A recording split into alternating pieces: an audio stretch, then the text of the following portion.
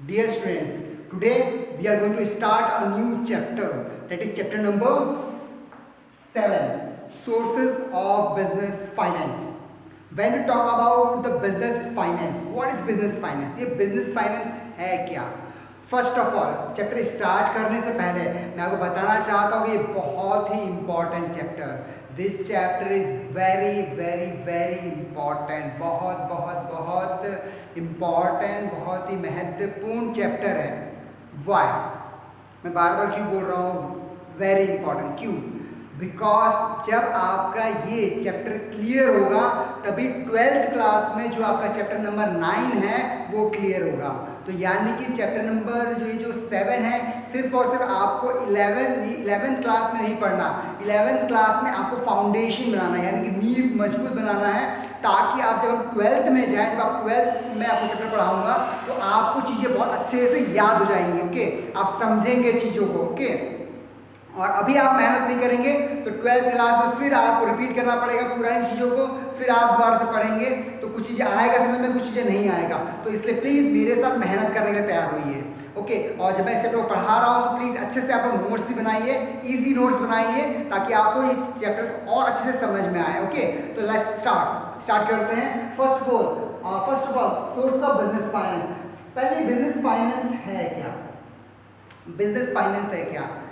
Business finance को हम बोलते हैं सिंपल वर्ड्स में, it refers to capital fund and credit fund invested in the business. यानी बिजनेस फाइनेंस यानी कि वो पैसा जो हम बिजनेस में इन्वेस्ट करते हैं, बिजनेस में लगाते हैं, पर कैसे लगाते हैं उस पैसे को, या फिर हम वो हमारा खुद का पैसा होता है, वो है कैपिटल फंड। कैपिटल फंड क्या है? हमारा कंपनी का खुद का पैसा है, या फिर कंपनी ने क्रेडिट में, या फिर क्रेडिट फंड यानी कंपनी ने कहीं से उधार लिया है, किसी बिजनेस इंस्टीट्यूशन से या बैंक से उधार लेकर बिजनेस में लगा रहे हैं, इन्वेस्ट कर रहे हैं, उसी को बोलते हैं बिजनेस फाइनेंस। यानी कि बिजनेस फाइनेंस सिंपल सा वो फाइनेंस है, वो पैसा है जो बिजनेस में या फिर कैपिटल फंड के थ्रू रेज करता है, कैपिटल फंड के थ्रू इकट्ठा करता है, या फिर वो क्रेडिट फंड के थ्रू, या फिर वो कहीं से उधार लेके इकट्ठा करता है, उसी को बोलते हैं बिजनेस फाइनेंस। ओके, तो आप समझ गए होंगे कि बिजनेस फाइनेंस किसे कहते हैं। यानी कि वो पैसा जो बिजनेसमैन इकट्ठा करता है,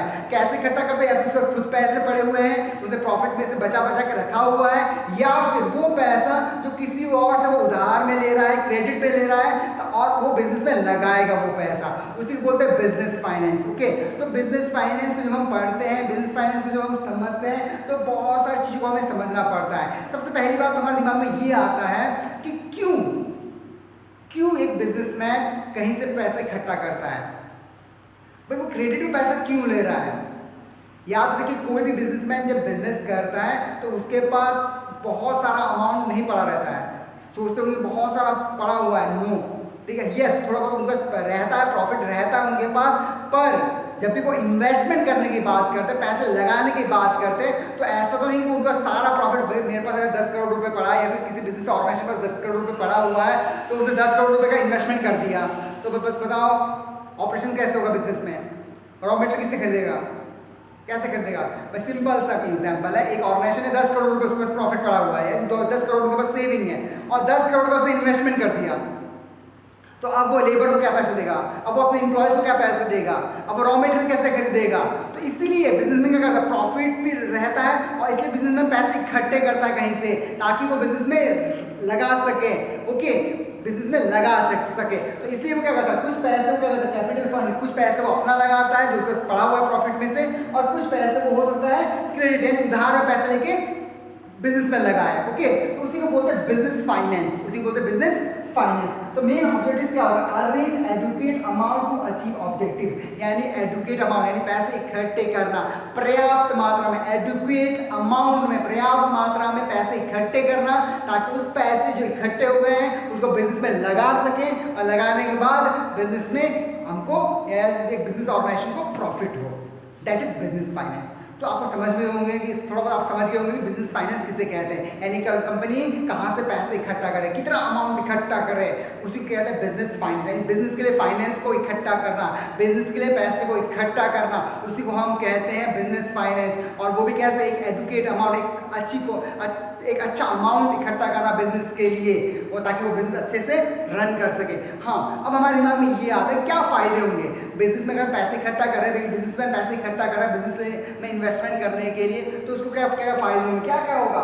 okay, first of all what is the nature and significance of business finance, यानी क्या फायदे, सिग्निफिकेंस, इंपॉर्टेंस, क्या फायदा होगा बिजनेसमैन को। पहला चीज, प्रोक्योर फिक्स एसेट, वो अपने फिक्स एसेट को बचा के रखेगा।